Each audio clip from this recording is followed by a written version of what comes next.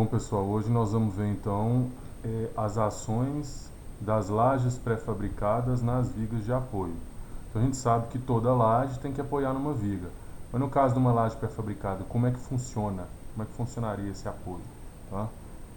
Então, vamos imaginar essa situação aqui, uma laje quadrada.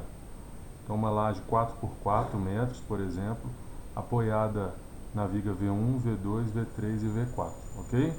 Se essa laje fosse maciça, a gente saberia que cada uma dessas vigas receberia a mesma contribuição de carregamento. As vigas iam trabalhar o mesmo tanto, pois se a laje é quadrada, a laje é maciça armada nas duas direções, então cada uma dessas vigas ia receber 25% do carregamento, tá? Mas no caso das lajes pré-fabricadas, a gente tem essa situação aqui, ó. As nervuras, elas estão lançadas, as nervuras ou vigotas, elas estão lançadas em uma direção. Esse símbolo aqui representaria então que essas vigotas estariam posicionadas nessa direção aqui, certo? Então, dentro dessa situação, a gente pode imaginar que a viga V1 e V2 recebem a maior parte do carregamento, certo?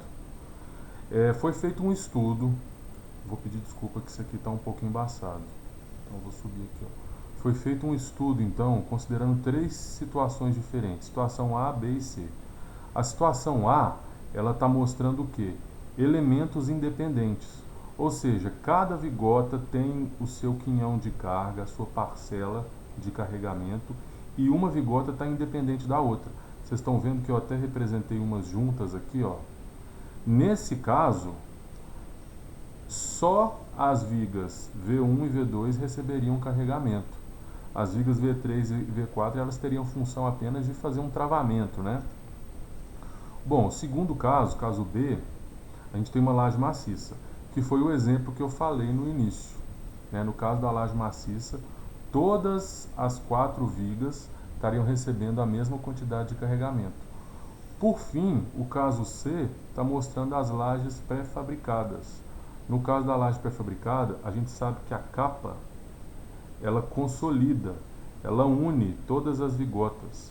Ela faz uma união, então, dessas nervuras, né, dessas vigotas. Ou seja, o carregamento ele é distribuído de uma vigota para outra através da capa. Nesse caso, existe uma consolidação desse pavimento, dessa laje como um todo, e as vigas V3 e V4, elas vão receber uma parte do carregamento, ok? Então, a gente precisa saber qual é a parcela de carregamento que cada uma das vigas vão receber. Aqui nós vamos dividir da seguinte forma. Viga V1 e V2, né, nesse exemplo, nós vamos chamar de vigas perpendiculares às vigotas. Por quê? Porque eu estou considerando que a vigota está sendo lançada nessa direção. Então, as vigas V1 e V2, elas vão ser chamadas de perpendiculares. Enquanto as vigas V3 e V4, elas seriam consideradas as vigas paralelas às vigotas.